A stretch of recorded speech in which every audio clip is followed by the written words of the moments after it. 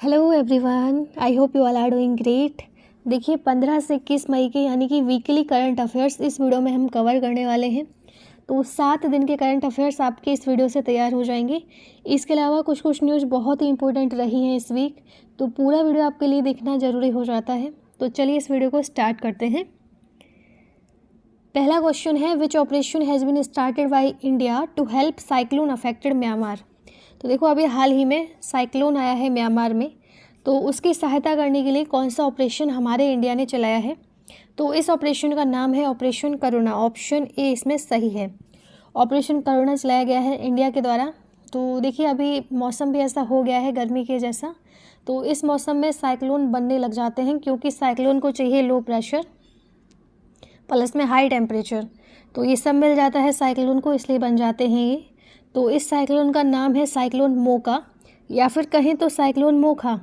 इसने अफेक्ट किया है बांग्लादेश को एंड म्यांमार को। तो देखिए ये हुआ है ओरिजिनेट बे ऑफ बंगाल में, आपको दिख रहा है यहाँ पे बे ऑफ बंगाल में ओरिजिनेट हुआ था, और म्यांमार ये रहा और बांग्लादेश ये रहा, तो दोनों हिस्सों को इसने प्रभावित किया है। तो देखिए इसको एक्सट्रीम साइक्लोन की कैटेगरी में रखा गया है। क्यों रखा गया है? क्योंकि जो इसकी इंटेंसिटी है पता है कितनी है, 277 किलोमीटर पर आवर इसकी स्पीड है। तो अभी जितने भी साइक्लोन आए हैं उसमें सबसे ज़्यादा इसकी है, क्योंकि अभी ऐसे हो रहा है कि ग्लोबल वार्मिंग बहुत ज़्यादा बढ़ गई है। तो जितनी ग्लोबल वार्मिंग बढ़ेगी उतना ही ज़्यादा इसकी इंटेंसिटी रहेगी साइक्लोन्स की।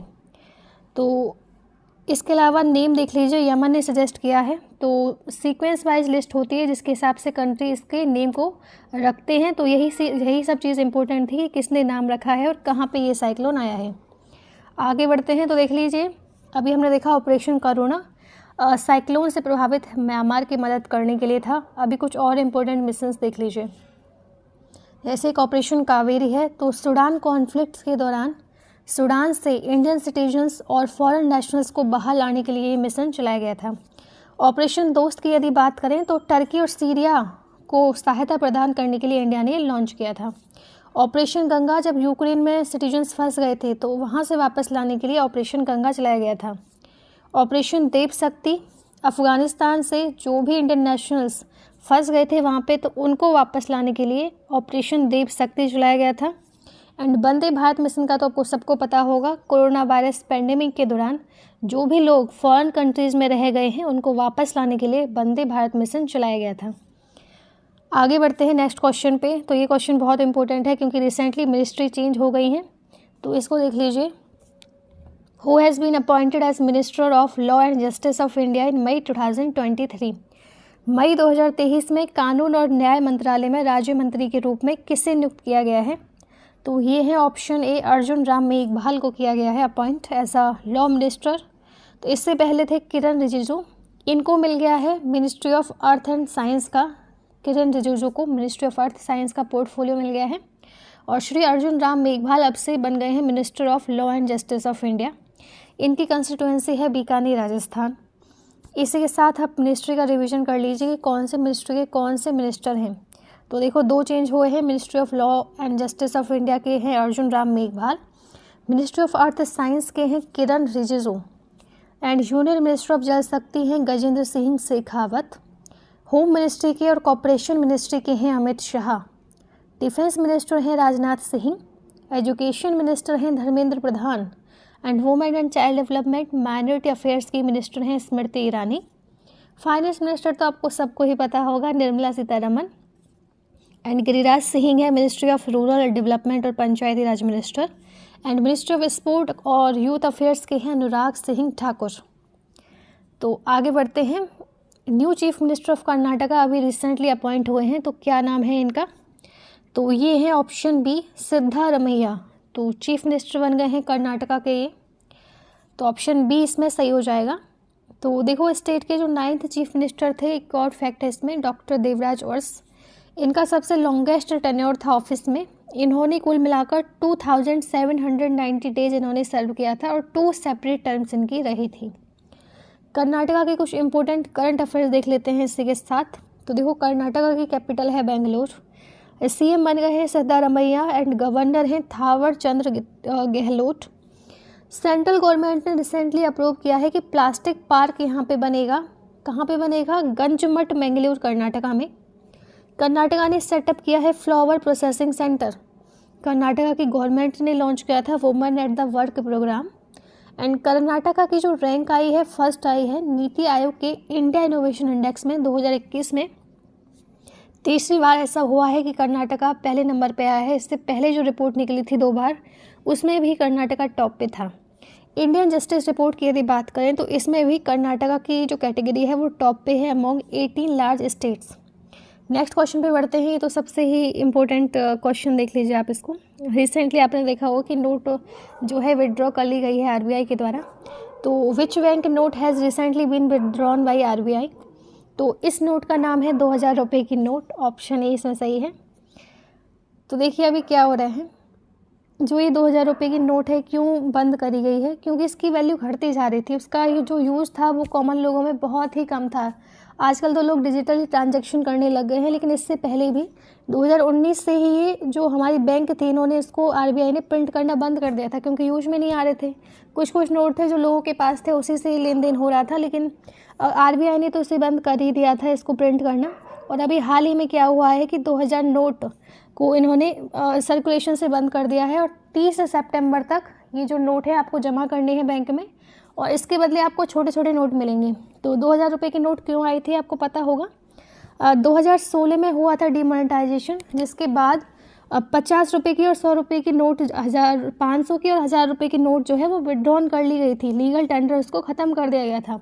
तो अचानक से इतनी ज़्यादा ज़रूरत पड़ जाएगी 500 और 1000 की बंद होने के बाद कि इमीडिएट ज़रूरतों को पूरा करने के लिए 2000 रुपये की नोट बनाई गई, ताकि बड़ी नोट से जल्दी जल्दी काम चलाया जाए। एंड आरबीआई एक्ट 1934 2016 के बाद ही, यानी कि डीमोनेटाइजेशन के बाद ही इस नोट को लॉन्च किया गया था, 2000 रुपये की नोट को। और तब से अब इसका मोटिव तो कंप्लीट हो ही गया है, क्योंकि अब बाकी नोट्स आ गई हैं और मोटिव भी कंप्लीट हो गया है। इसके अलावा क्लीन नोट पॉलिसी होती है कि इसका मतलब है जो नोट डिफिट हो जाती हैं, यानी कि अनफिट हो जाती हैं या फिर डैमेज हो जाती हैं, उनको सर्कुलेशन से ख़त्म करना और रिप्लेस करना नई नोट के साथ, ये आरबीआई की जिम्मेदारी है। तो इसीलिए, और इसकी वैल्यू भी घटती जा रही थी इस नोट की, 2000 रुपये की नोट की, क्योंकि चल ही नहीं रहा था, लोग यूज ही नहीं कर रहे थे। लेकिन ये हालांकि लीगल टेंडर है, लेकिन जब बनेंगी ही नहीं नोट और छपेंगी ही नहीं नोट और लोग इस्तेमाल ही नहीं करेंगे, तो फिर ये बंद ही हो जाएगी ऑटोमेटिकली। इसके अलावा 30 सितंबर तक ये वापस आपको 50 से या फिर जो भी आप छोटे छोटे नोट लेना चाहें वो मिल जाएंगे आपको 2000 रुपये के बदले में। ऑप्शन ही इसमें सही है। तो ये देख लीजिए कौन सा एक्ट के अकॉर्डिंग आरबीआई ने इंट्रोड्यूस किया था 2000 रुपये की नोट को।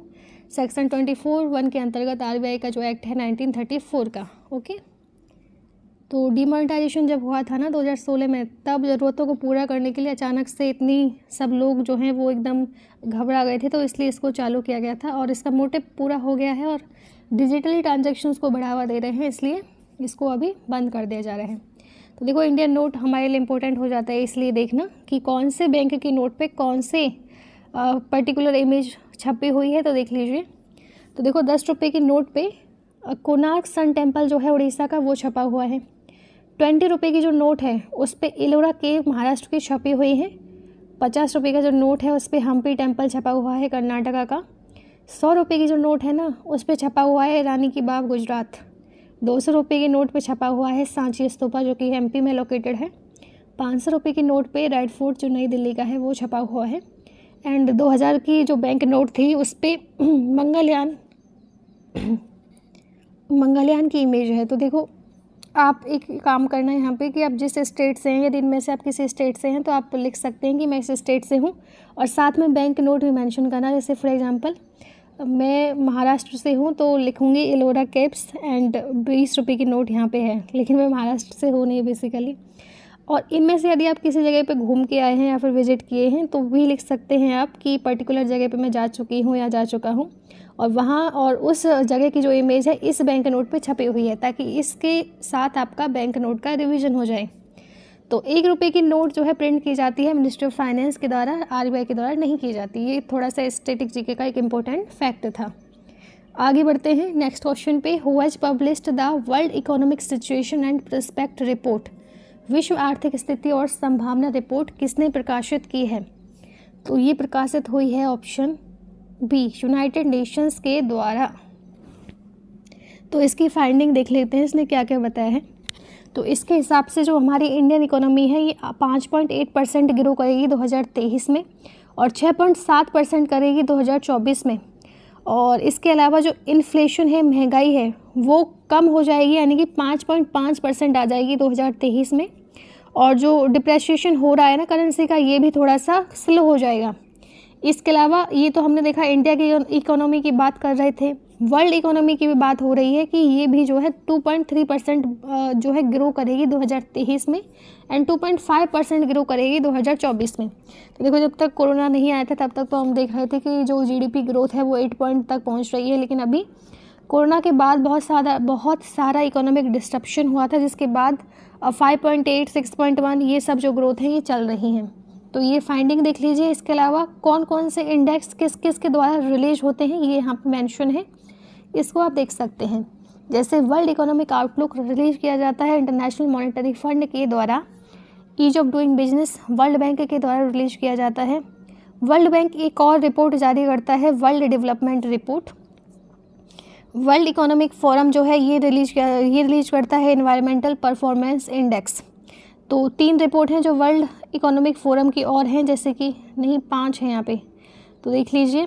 Global gender gap report, global information technology report, human capital report, global risk report, ये सब जो रिपोर्ट हैं वर्ल्ड इकोनॉमिक फोरम इनको पब्लिश करता है। ह्यूमन डेवलपमेंट इंडेक्स जो है रिलीज किया जाता है UNDP के द्वारा।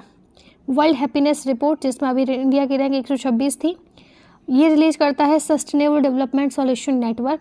करप्शन परसेप्शन इंडेक्स रिलीज किया जाता है ट्रांसपेरेंसी इंटरनेशनल के द्वारा। And world press freedom index, जिसमें 161 रैंक थी इस बार, उसको रिलीज किया है रिपोर्टर विदाउट बॉर्डर ने। नेक्स्ट क्वेश्चन है, recently who has reached the second place in the list of highest GI tag. तो हाल ही में कौन दूसरे स्थान पर पहुंच गया है कि सबसे ज़्यादा GI टैग उस जगह पे हो गए हैं। तो सबसे ज़्यादा जो GI टैग हो गए हैं, सबसे पहले नंबर पे तो तमिलनाडु है और दूसरे नंबर पे पहुंच गया है उत्तर प्रदेश। ऑप्शन बी इसमें सही हो जाएगा।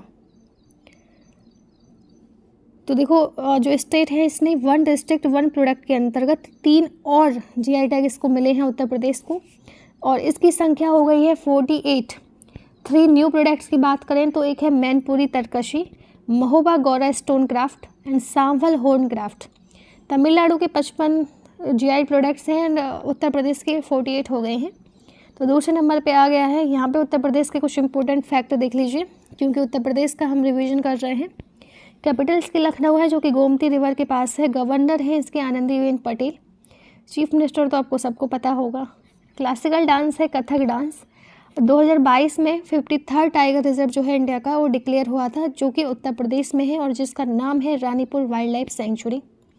स्टेट का 4th टाइगर रिजर्व था ये। वाराणसी की यदि बात करें तो इसको बनाया गया था first cultural and tourism capital SCO के लिए। इंडिया और Israel centre of excellence for vegetable जो है इनॉग्रेट हुआ है चंदौली में, याद रखना। Major Dhyanchand sport university Meerut में बनी है। आगरा जो है सब पहला सिटी है कंट्री में जिसके पास है वैक्यूम बेस्ड सीवर सिस्टम, जो कि बनाया गया था नीदरलैंड कंपनी के द्वारा 5 साल के लिए। उत्तर प्रदेश ऐसा पहला स्टेट है कंट्री में जिसने पेपरलेस बजट तैयार किया था 2021 में। यूपी गवर्नमेंट ने लॉन्च किया है निर्भया के इनिशिएटिव प्रोग्राम, ताकि 75,000 वुमेन्स को बेनिफिट किया जाए। आगे बढ़ते हैं नेक्स्ट क्वेश्चन पे। Jallikattu was recently seen in the news is a famous traditional sport of which state. Jallikattu हाल ही में खबरों में रहा किस राज्य का प्रसिद्ध पारंपरिक खेल है। तो ये है तमिलनाडु का ऑप्शन ही। तो अभी रिसेंटली इसको ऐसे न्यूज आ रही थी कि इसको बैन कर दिया जाए, क्योंकि बहुत ज़्यादा हार्म देखने को मिलता है इससे एनिमल्स को, प्लस में जो व्यक्ति होते हैं उनको भी इंजरी हो जाती है। लेकिन रिसेंटली इस पे बैन जो है ख़त्म कर दिया गया है और फिर से इसको स्पोर्ट का दर्जा दे दिया गया है। तो 5 जज की बेंच थी सुप्रीम कोर्ट में। 18 जो मई थी 2023 की, उसने इसको जो है अपहेल्ड कर दिया है इसकी कॉन्स्टिट्यूशनल वैलिडिटी को, और जो कि prevention of cruelty to animal act के संदर्भ में आती थी, अब इसको फिर से लीगल कर दिया है। तो तमिलनाडु में देखो जलीकट्टू, कर्नाटका का कंबाला एंड महाराष्ट्र का जो है बुलॉक कार्ट रेसिंग, ये ऐसे हैं जो कि एनिमल्स को क्षति पहुंचाते हैं, इसके साथ जो है जो व्यक्ति होते हैं उनको भी क्षति पहुंचाते हैं। लेकिन क्योंकि ये स्पोर्ट है और परंपरा चलती आ रही है और अपने फेस्टिवल जैसा इसको सेलिब्रेट किया जाता है, इसलिए इसको प्रतिबंध हटा दिया गया है। फिर से ये जो है चालू हो सकते हैं। ओके, तो ऑप्शन ए जल्लीकट्टू जो है तमिलनाडु का है। इसी के साथ कुछ इंपॉर्टेंट फेस्टिवल का रिवीजन कर लीजिए।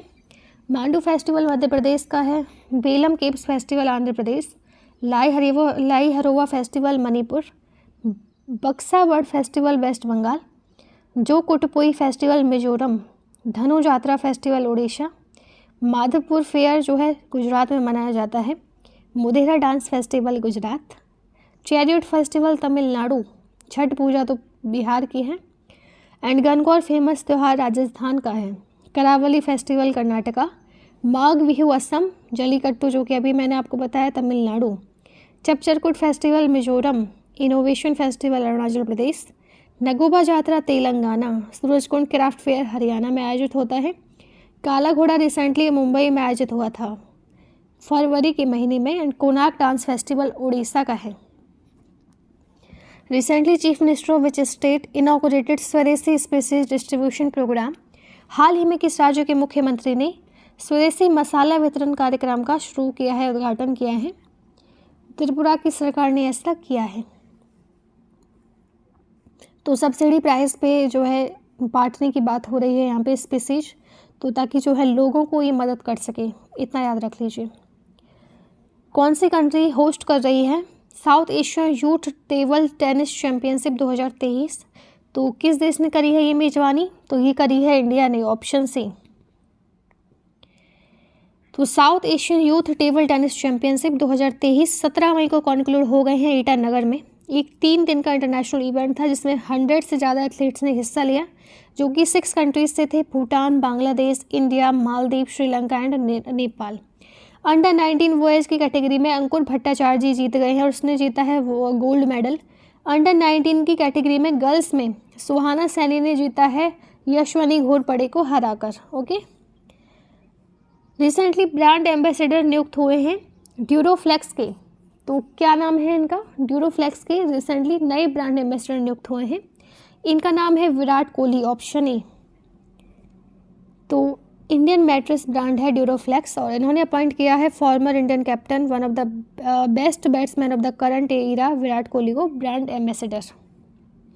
तो इसी के साथ ब्रांड एम्बेसडर का रिवीजन कर लीजिए जो कि न्यूज़ में रहे हैं। तो देखो, अभी आलिया भट्ट को बनाया गया था गुच्ची क्रूज का ब्रांड एम्बेसडर, रणवीर सिंह बने हैं स्टार स्पोर्ट्स के ब्रांड एम्बेसडर, MS धोनी को बनाया गया है वियाकोम 18 का ब्रांड एम्बेसडर, रोहित शर्मा जियो सिनेमा के हैं, लियोनेल मेसी जो है बायजूस के ग्लोबल ब्रांड एम्बेसडर हैं, Manika Batra and Palak Kohli Adidas के लिए बनाई गई हैं, सौरभ गांगुली बंधन बैंक के, Yuvraj Singh T20 world cup for the blind के लिए brand ambassador for Hyundai motor India limited बनाई गई हैं women cricketer Yastika Bhatia and Renuka Singh Thakur. Puma India की ब्रांड एम्बेसडर हैं हरमनप्रीत कौर। यूनिसेफ इंडिया के लिए नेशनल ब्रांड एम्बेसडर हैं आयुष्मान खुराना, एंड पेप्सिको के हैं रणवीर सिंह।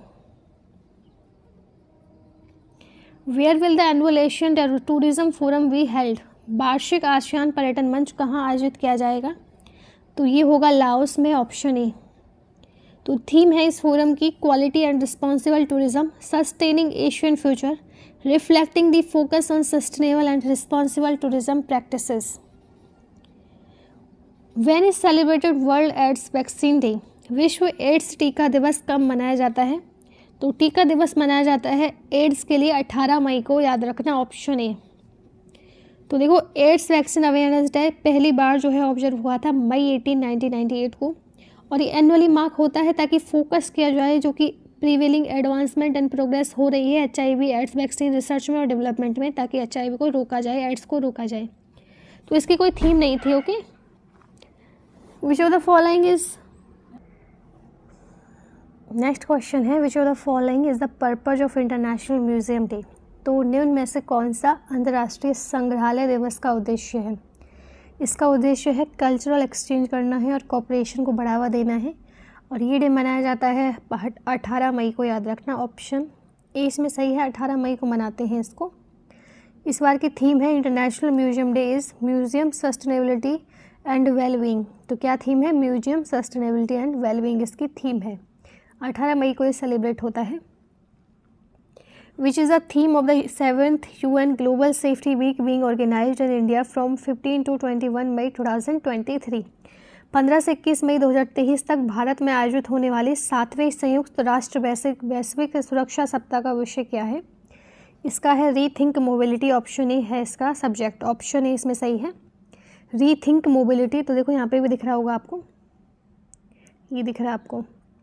15 से 21 मई तक यह आयोजित हुआ है 7th UN global road safety week और थीम है प्रॉपर इसकी sustainable transport and specifically the need for government to facilitate a shift to walk and cycle and using public transport, ताकि साइकिलिंग का इस्तेमाल किया जाए। ऐसे ही गाड़ी लेके चल रहे हैं, कहीं भी जा रहे हैं, बाइक लेके जा रहे हैं, तो जहाँ पे कम जगह वाली, जहाँ पे कम डिस्टेंस वाली जगह है वहाँ पे तो आप पैदल जा सकते हैं या फिर साइकिल का इस्तेमाल कर सकते हैं, ताकि पर्यावरण को थोड़ा सा अच्छा वो मिले संकेत। On which that is the international day of living together in peace 2023 observe. तो शांति में एक साथ रहने का अंतर्राष्ट्रीय दिवस 2023 किस तारीख को मनाया जाता है? तो शांति से रहना है सबके साथ 16 मई को मनाते हैं इसको, ऑप्शन सी। इसका एम है पीस को बढ़ावा देना, टॉलरेंस को, कि ऐसा नहीं है कि सब हमारे जैसे हैं, लोग अलग होंगे, डिफरेंट होंगे, तो सबकी थॉट्स को सुनना, एक्सेप्ट करना और अपनी थॉट्स को अलग रखना इम्पोर्टेंट हो जाता है। टॉलरेट करना यानी कि ज़रूरी नहीं है कि सब चीज़ें हमारे हिसाब से हों, अंडरस्टैंडिंग होनी चाहिए, सॉलिडेटरी होनी चाहिए इंडिविजुअल्स के साथ, कि ऐसा नहीं है कि आपस में नफ़रत हो गई है, प्यार होना चाहिए आपस में और एक दूसरे का सपोर्ट करना या फिर एक मित्रता की भावना होनी चाहिए कि ज़रूरत के समय एक दूसरे के साथ हैं, तभी जाके एक अच्छा समाज जो है बन सकता है। सिक्किम ने अपना सेलिब्रेट किया है 48 फाउंडेशन डे, कौन से दिन? तो ऑप्शन सी इसमें सही है, 16 मई को इन्होंने किया है। सिक्किम ने अपना 48 स्थापना दिवस मनाया है। तो सिक्किम को यदि हम याद करते हैं तो हमें याद आती है बुद्धा जी की पिक्चर, क्योंकि नॉर्थ ईस्ट के कुछ कुछ स्टेट ऐसे हैं जहाँ पे बुद्ध जी ने बहुत अपना प्रभाव छोड़ा है, तो वहाँ पे जब भी हम याद करते हैं तो वही चीज़ें हमारे माइंड में आती हैं। तो जो स्टेट था ये 22nd स्टेट बना था इंडिया का 16 मई 1975 को, और 16 मई को इसलिए ही मनाया जाता है इसका statehood day. World hypertension day किस दिन ऑब्जर्व किया जाता है? तो विश्व उच्च रक्तचाप दिवस किस तारीख को मनाते हैं? तो इसको मनाते हैं 17 मई को, ऑप्शन सी। इस बार की थीम है major your blood pressure accurately, control it, live longer. तो ब्लड प्रेशर को एक्यूरेटली तो मेजर कर लेंगे, लेकिन लिव लॉन्गर ऐसा तो ज़रूरी नहीं है, लेकिन 17 मई को मनाया जाता है, ये हमें पता होना चाहिए।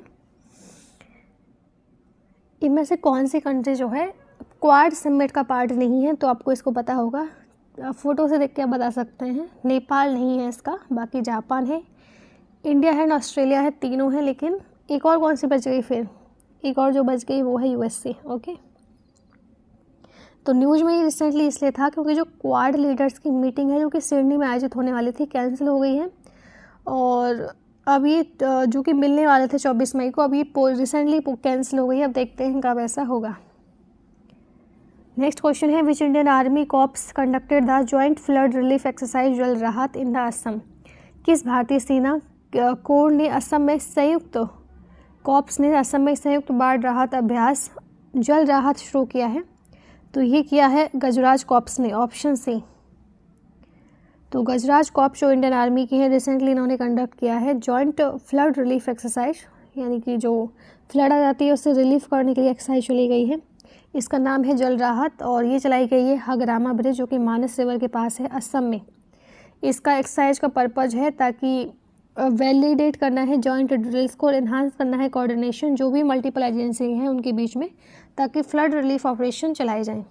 यहाँ पे कुछ मिलिट्री एक्सरसाइज लगाई हैं तो आप देख सकते हैं इसको, जैसे कि एक्सरसाइज साइक्लोन जो हुई थी वो इंडिया और कैप के बीच कंडक्टेड हुई थी। तो कौन से एक्सरसाइज कौन से देश के बीच कंडक्ट हुई है या फिर किसने कंडक्ट कराई है या फिर कौन से प्लेस में कंडक्ट हुई है, ये सभी हमें इंपॉर्टेंट याद रखना होता है। तो जैसलमेर राजस्थान में कंडक्ट हुई थी एक्सरसाइज अग्नि बैरियर 2022 की, इंडिया और सिंगापुर के बीच में हुई थी देवलाली महाराष्ट्र में। एक्सरसाइज गरुड़ शक्ति 2022 की इंडिया और इंडोनेशिया के बीच आयोजित हुई थी काराबांग इंडोनेशिया में। एक्सरसाइज कजियान 2022 की इंडिया और कजाकिस्तान के बीच उमरोई मेघालय में हुई थी। हरिमाऊ शक्ति 2022 का इंडिया और मलेशिया के बीच में हुआ था किलोंग मलेशिया में। युद्ध अभ्यास इंडिया और यूएसए के बीच ओली उत्तराखंड में हुआ था 2022 का यहाँ पे लिखा हुआ है, तो उनमें से यदि कोई 2023 में हुई हो तो आप इसको अपडेट कर सकते हैं। सूर्यग्रहण इंडिया और नेपाल के बीच हुई थी साल झंडी नेपाल में। ऑस्ट्रो हिंद 2022 की इंडिया और ऑस्ट्रेलिया के बीच राजस्थान में कंडक्ट कराई गई थी। धर्मा कार्जन 2022 इंडिया और जापान के बीच हुई थी बेलगावी कर्नाटका में। संप्रीति 2022 की इंडिया और बांग्लादेश के बीच हुई थी बांग्लादेश में। कौन सी कंट्री इंडिया की थर्ड लार्जेस्ट एक्सपोर्ट डेस्टिनेशन बन गई है फिजिकल ईयर 2023 में? यूएसए और यूएई के बाद। तो तीसरे नंबर पे आ गया है नीदरलैंड, ऑप्शन ए। तो डाटा ये रिलीज किया था ministry of commerce and industry ने, इसके हिसाब से नीदरलैंड जो है थर्ड लार्जेस्ट एक्सपोर्ट डेस्टिनेशन बन गया है हमारे इंडिया का फिजिकल ईयर 2023 में। इंडिया का largest tunnel aquarium aqua marine park कहाँ पे बनने जा रहा है? तो ये है ऑप्शन सी हैदराबाद में। तो इंडिया के लार्जेस्ट जो ट्यूनल एक्वेरियम है इसकी मिनिमम कैपेसिटी है एकोमोडेट करने की अराउंड 2500 पर्सन्स को, और वाटर वॉल्यूम भी इसका 3 मिलियन लीटर से कम नहीं होगा, और overall aquarium not less than 2 million litre for the tunnel tank alone. इतनी ज़्यादा इसकी कैपेसिटी बनाई जा रही है और हैदराबाद में लोकेटेड है। अभी रिसेंटली आपको पता होगा who has been appointed as the new director of the CBI on May 2023। तो मई 2023 में केंद्रीय जांच ब्यूरो के नए निदेशक के रूप में किसे नियुक्त किया गया है? तो ये बन गए हैं प्रवीण सूद, ऑप्शन ए। कर्नाटक के डायरेक्टर जनरल ऑफ पुलिस थे प्रवीण सूद, और ये next chief of central bureau of investigation बन गए हैं। 59 ईयर ओल्ड ये हैं और इन्होंने सक्सीड किया है सुबोध कुमार को, और 25 मई को इनकी टर्म ख़त्म हो जाएगी और तब से ये जो है ऑफिस हैंडल करेंगे। कौन सा इंडियन वॉरशिप जो है एक्सरसाइज समुद्र शक्ति 2023 में जिसने हिस्सा लिया है? तो ये है ऑप्शन बी INS कावरत्ती। तो कुछ ऐसी चीज़ें होती हैं तो इम्पोर्टेंट हो जाता है एग्जाम के पर्सपेक्टिव से, तो याद रखना INS कावरत्ती ने जो है एक्सरसाइज में भाग लिया है समुद्र शक्ति 2023 में। तो 4th एडिशन था इस बायलैटरल एक्सरसाइज का समुद्र शक्ति का, जो कि इंडिया और इंडोनेशिया के बीच में हुई थी। INS कावरत्ती जो है इसने पार्टिसिपेट लिया था। इसके अलावा डॉनियर मैरीटाइम पेट्रोल एयरक्राफ्ट और चेतक हेलीकॉप्टर जो है इंडियन नेवी की, इन्होंने भी इस एक्सरसाइज में पार्ट लिया था। तो क्या याद रखना है, समुद्र शक्ति किस किस के बीच हुई है? इंडिया और इंडोनेशिया के बीच अभी रिसेंटली आयोजित हुई है। और INS कावरत्ती हुआ या फिर चेतक हेलीकॉप्टर्स हुए, इसने हमारे इंडिया से पार्टिसिपेट किया है। Design of new parliament has been prepared by. तो नई संसद का डिज़ाइन किसके द्वारा तैयार किया गया है? डॉक्टर विमल पटेल के द्वारा, ऑप्शन ए। तो नई डिज़ाइन तैयार की गई है, और न्यूज़ में इसलिए था क्योंकि प्राइम मिनिस्टर जी इसको इनॉग्रेट करेंगे। 28 मई को इसको इनॉग्रेट किया जाएगा प्राइम मिनिस्टर जी के द्वारा। न्यू पार्लियामेंट है, इसकी सीटिंग कैपेसिटी होगी 888 लोकसभा के लिए, जो कि 543 सीट वैसे होती है नॉर्मली पार्लियामेंट हाउस में लोकसभा के लिए, लेकिन 888 सीट की इसकी कैपेसिटी है, ताकि एकदम भिचम बिच ना हो कि एकदम ऐसे ही बैठे हुए हैं, खुला खुला तो लगे थोड़ा कम से कम। 4 स्टोरी बिल्डिंग जो है कंस्ट्रक्टेड हो रही है 970 करोड़ के कॉस्ट पे, ऐसे बताया जा रहा है। और ये डिज़ाइन की गई है अहमदाबाद बेस्ड HCP डिज़ाइन के द्वारा, और कंस्ट्रक्ट की गई है टाटा प्रोजेक्ट लिमिटेड के द्वारा। कौन सी सिटी में लेट नाथूराम मृधा का जो स्टैचू है वो अनवील हुआ है? तो ये प्रतिमा को अनवील किया गया है नागौर राजस्थान में, option A. Vice president Jagdeep Dhankhar ने अनवील किया है इसको नागौर राजस्थान में। रिसेंटली MP रतनलाल कटारिया की मृत्यु हो गई, तो कौन से स्टेट से संबंधित हैं ये? तो ये संबंधित है हरियाणा से। फॉर्मर यूनियन मिनिस्टर हैं और BJP अम्बाला MP रतनलाल कटारिया जो है इनकी हाल ही में निधन हो गई है, कुछ इलनेस थी इनको, इसकी वजह से। रिसेंट ऑब्ituary देख लीजिए। लेजेंडरी तेलुगु फिल्म मेकर के विश्वनाथ जो है इनका भी निधन हो गया था। आर्किटेक्ट कौन सा पर्सन कौन से प्रोफेशन से है, बस ये याद रखना इंपॉर्टेंट है। डॉक्टर बालकृष्ण दोषी आर्किटेक्ट थे, एंड मंजुला सुब्रमण्यम पहली वुमेन चीफ सेक्रेटरी गुजरात की। असामीज पोइट नीलमणि फुकन जिन्होंने 56 जनीपत अवार्ड प्राप्त किया था, उनकी भी डेथ हो गई है। अब पद्मश्री अवार्डी प्रभावेन शाह जो कि सोशल वर्कर थी। मुक्काराम जहाँ बहादुर हैदराबाद की last Nizam. Politician Sharad Yadav passed away.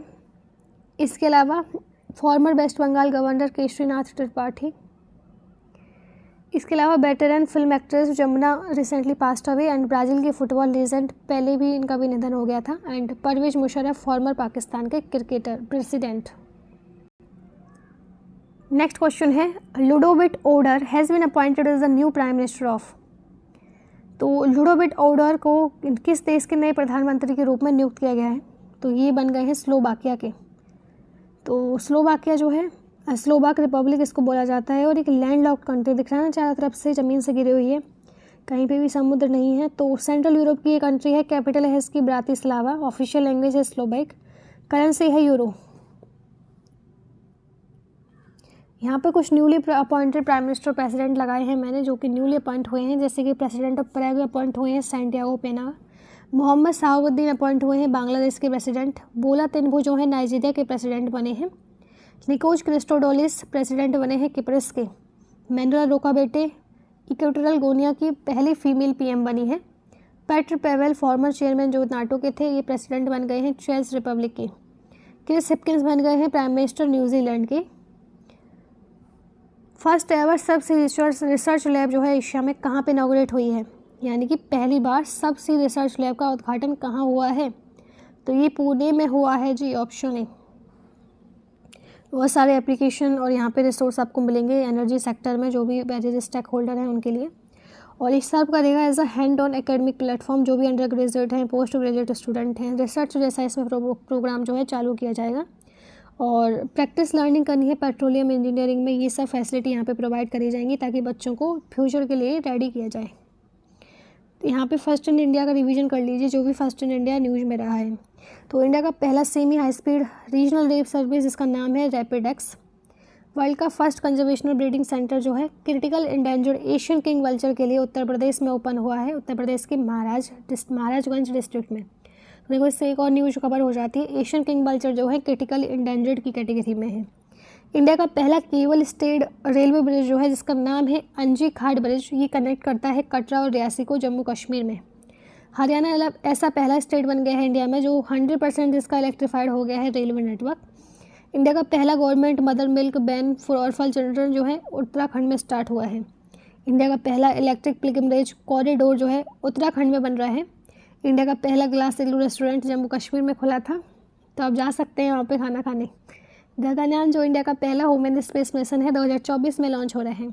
India का पहला वाटर मेट्रो सर्विस जो है दिसंबर 2020 में ऑपरेशनल हो जाएगी कोलकाता वेस्ट बंगाल में। अब विदिशा जो कि एमपी का है पहला ऐसा डिस्ट्रिक्ट बन गया है जिसने ऑन ग्राउंड डिप्लॉयमेंट किया है 5G यूजेस केसेस का स्टार्टअप के द्वारा। ओसामा हमाद प्राइम मिनिस्टर कौन सी कंट्री के बने हैं? तो ये बने हैं लिबिया के, option C. Asian kabaddi championship 2023 जो कि जून में आयोजित होगी, कौन सी जगह पे आयोजित होगी ये? तो ये होगी साउथ कोरिया में, ऑप्शन डी। लास्ट एडिशन 2017 में हुआ था इसका ईरान में, अभी होगा साउथ कोरिया में। यहाँ पे कुछ अपकमिंग स्पोर्ट इवेंट लगाए हुए हैं क्योंकि पूछे लिए जाते हैं कि कहाँ पे कौन सी प्रतियोगिता होगी, तो रट लीजिए इसको, क्योंकि याद तो ऐसे नहीं होता एक बार में देख के बिल्कुल भी, बस इसको तो रटना ही पड़ेगा। फीफा 2026 का आयोजन होगा Canada, Mexico, US. FIFA women's world cup 2023 इसको याद कर लीजिए, ऑस्ट्रेलिया और न्यूजीलैंड में आयोजित होंगी। एशियन गेम 2026 के एची नगोया जापान में। कॉमनवेल्थ गेम 2026 के विक्टोरिया ऑस्ट्रेलिया में। समर ओलंपिक 2024 का पेरिस फ्रांस में। विंटर ओलंपिक 2026 का Milan and Cortina D एम्पेजो Italy में। मेंस आईसीसी वर्ल्ड कप 2023 का इंडिया में होगा, इसलिए इंपॉर्टेंट हो जाता है। 2026 men's FIH hockey World Cup Belgium and Netherland में आयोजित होंगी। वर्ल्ड बॉक्सिंग चैंपियनशिप 2023 की तस्कंत उज्बेकिस्तान में। एंड वर्ल्ड बैडमिंटन चैंपियनशिप 2023 की कोपेनहेगन डेनमार्क में। नेक्स्ट क्वेश्चन है, कौन अपॉइंट हुई है new chief executive officer of Twitter? तो CEO कौन बन गई है ट्विटर की रिसेंटली? ये बन गई है लिंडा येकेरेनाडो। यहाँ पे कुछ इंपॉर्टेंट अपॉइंटमेंट लगाए हुए हैं जिनका रिसेंटली अपॉइंटमेंट हुआ है, तो देख लीजिए। न्यू 28th CGA बने हैं SS दुबे। वर्ल्ड बैंक के नए प्रेसिडेंट बने हैं अजय बांगा। CEO के नीति आयोग के CEO बने हैं BBR Subrahmanyam. New vice chief बने हैं आर्मी स्टाफ के MB सुचंद्र कुमार। चेयरमैन और CEO बने हैं रेलवे बोर्ड के अनिल कुमार लाहौती। CEO बने हैं FSSAI के गंजी कमलावी राव। नाबार्ड के चेयरमैन बनाए गए हैं KV शाहजी। फिक्की के secretary general Shailesh Pathak. New election commissioner Arun Goyal. New president table tennis federation of India की मेघना Ahlawat. First women president Indian Olympic association की PT उषा। यूट्यूब के CEO Neel Mohan. New chief technologist of NASA AC Charania Indian origin है। Next question है, book है एक supreme court on commercial arbitration. तो 21 के कौन है इसका ऑथर? रिसेंटली ये बुक आयोजित हुई है, लॉन्च हुई है, तो मनोज कुमार ने लिखी है ये। तो ये 3 वॉल्यूम जजमेंट का जो है कॉम्पेंडियम है, ये तो दिख रहा है ना, 3 वॉल्यूम इसमें एक साथ जोड़ दिए गए हैं। तो ये मनोज कुमार ने लिखी है supreme court on commercial arbitration. तो देख लीजिए यहाँ पे बुक लगाई है मैंने, जो भी इम्पोर्टेंट रही है। तो 2 स्लाइड हैं बुक्स की, तो देख लीजिए इसको। जैसे कि सज्जन सिंह यादव के द्वारा लिखी गई है India's vaccine growth story from cowpox to vaccine Maitri. MA Hasan ने लिखी है war and women. JP Nadda के द्वारा लिखी गई है Modi shaping a global order in flux. मेघना देसाई ने लिखी है poverty of political economy, how economy abandoned the poor. Doctor Ashwin Fernandes ने लिखी है India's knowledge supremacy the new dawn. R Kaushik and R Sridhar ने लिखी है coaching beyond my days with the Indian cricket team. Subra Gupta ने लिखी है Irfan Khan a life in movies. The light we carry overcoming in uncertain time लिखी गई है मिशेल ओबामा के द्वारा। Brave heart of Bharat vignette from Indian history लिखी है विक्रम संपत ने। मिरेकल्स ऑफ फेस योगा लिखा है मानसी गुलाटी ने। Forks in the road my days at RBI and beyond लिखा है C रंगराजन ने। Nalanda until we meet again Gautam Bohra. Ambedkar life Shashi Tharoor ने लिखी है। कौन सा स्टेट ऐसा पहला स्टेट बन गया है कंट्री में जिसका ड्रोन सर्विलेंस सिस्टम होगा सभी पुलिस डिस्ट्रिक्ट में और इन द स्टेट? तो सभी पुलिस जिले में ड्रोन निगरानी प्रणाली स्थापित करने वाला देश का पहला राज्य कौन बन गया है? केरल बन गया है। तो केरल में फर्स्ट ऐसा स्टेट है जो डेवलप करेगा ड्रोन फॉरेंसिक लैब और anti drone system state level पे, और सभी पुलिस डिस्ट्रिक्ट जो है उसमें सर्विलेंस सिस्टम बन जाएगा ताकि निगरानी की जाए। यहाँ पे केरल से रिलेटेड सब कुछ इंपॉर्टेंट फैक्ट है, क्योंकि केरल जब न्यूज़ में रहा है तो केरल से रिलेटेड चीज़ें भी देख लीजिए, क्योंकि कुछ भी एग्जाम में पूछा जाने लगा है आजकल। तो केरला जो है कंट्री का पहला फुली डिजिटल बैंकिंग स्टेट वाला स्टेट बन गया है। केरला के CM पिनराई विजयन की कॉन्स्टिट्यूएंसी जो है ये पहली ऐसी कंप्लीट लाइब्रेरी कॉन्स्टिट्यूएंसी बन गई है इंडिया में। इंडिया का पहला कार्बन न्यूट्रल फार्म इनॉग्रेट हुआ है केरल में। केरल के 2 शहर नीलाम्बोर एंड थ्रिसूर इंडिया के ऐसे पहले बन गए हैं जो ज्वाइन करेंगे UNESCO global network cities of learning को। कोलम ऐसा इंडिया का पहला कॉन्स्टिट्यूशनल लिटरेट डिस्ट्रिक्ट बन गया है जो कि केरल में है। ईरान कोलम ने रजिस्टर किए हैं 10,000 नए MSME। पहला डिस्ट्रिक्ट कैसा बना था ये, तो MSME को बढ़ावा देने के लिए इंपॉर्टेंट है। केरला की यदि बात करें 1956 1 नवंबर को इसका इनॉग्रेशन हुआ था। गवर्नर इसके आरिफ मोहम्मद खान है। चीफ मिनिस्टर इसके पिनराई विजयन है। राज्यसभा सीट केरल की 9 है, लोकसभा सीट 20 है। नेशनल पार्क जो केरल में इंपॉर्टेंट है Anamudi Shola national park, Eravikulam national park, Mathikettan Shola national park. तो जहाँ पे शोला आ जाता है वहाँ पे केरल टिक कर देना। Pambadum Shola national park, Periyar national park and silent valley national park, ये सब नेशनल पार्क जो है केरल में है। टेम्पल्स की भी बात करें इंपॉर्टेंट तो सबरीमाला, श्री पद्मनाभ स्वामी टेम्पल, ये दोनों टेम्पल केरल में है। क्लासिकल डांस इसका कथकली है और मोहिनी अट्टम है। यूनाइटेड किंगडम ने हाल ही में किस देश को लंबी क्रूज मिसाइलें दी हैं? तो यूनाइटेड किंगडम ने दी हैं यूक्रेन को, option B. Which state expanded special development council intervention in tribal areas from 9 to 23 district? किस राज्य ने आदिवासी क्षेत्रों में विशेष विकास परिषद के हस्तक्षेप का विस्तार 9 से 23 जिलों तक किया? ओडिशा ने किया है ऐसा, option D. In which Indian city will the 5th edition of global Ayurveda festival be held? तो ग्लोबल आयुर्वेद फेस्टिवल का 5वां संस्करण किस भारतीय शहर में आयोजित किया जाएगा? तो ये तिरुवनंतपुरम केरल में होगा एंड ये दिसंबर के महीने में आयोजित होगा 2023 का, और थीम रहेगी इवेंट की emerging challenges in the health care and a resurgent Ayurveda.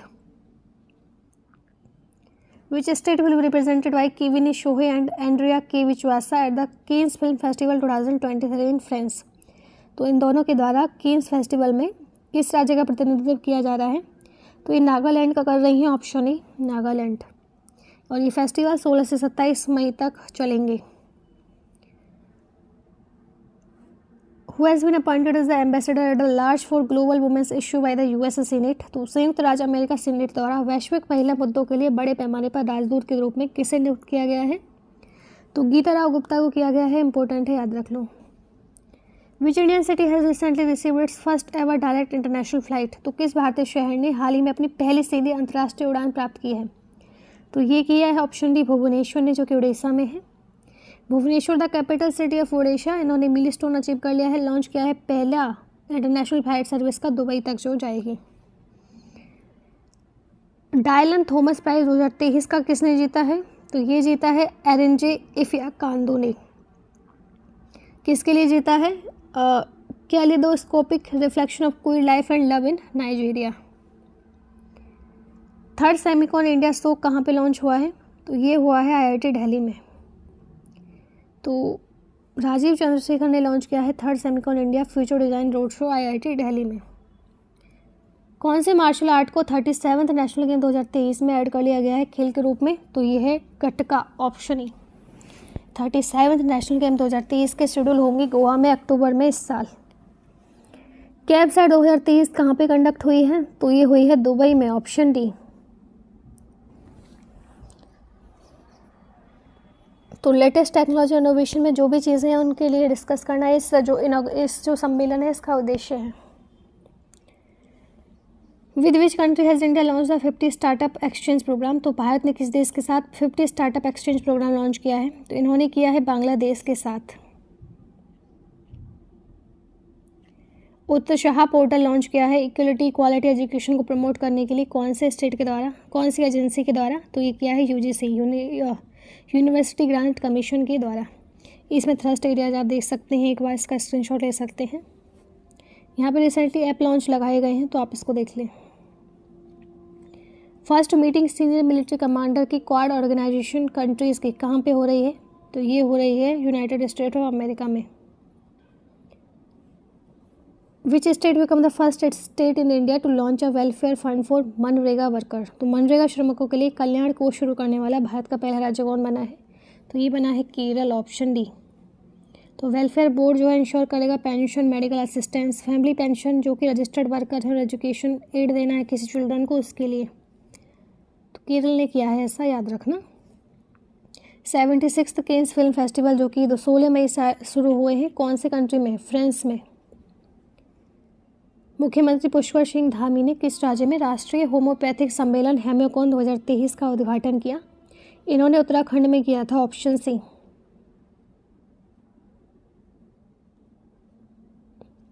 भारतीय गृह मंत्री अमित शाह ने किस शहर में विधायी प्रारूपण पर एक प्रशिक्षण कार्यक्रम का उद्घाटन किया है? तो ट्रेनिंग प्रोग्राम है लेजिस्लेटिव ड्राफ्टिंग पे, तो इन्होंने किया है ऑप्शन ए, न्यू दिल्ली में।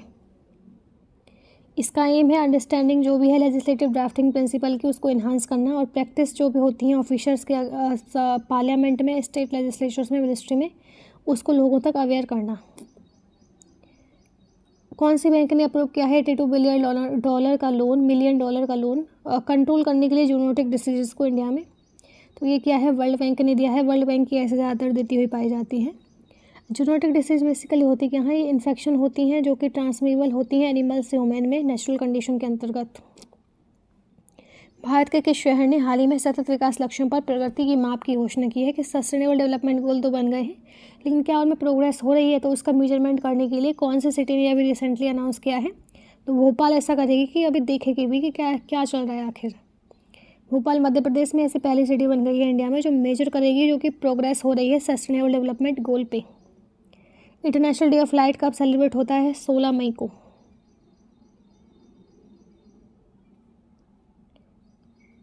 क्योंकि इस दिन हुआ था पहला successful operation of laser in 1960 by physicist and engineer Theodore Maiman के द्वारा।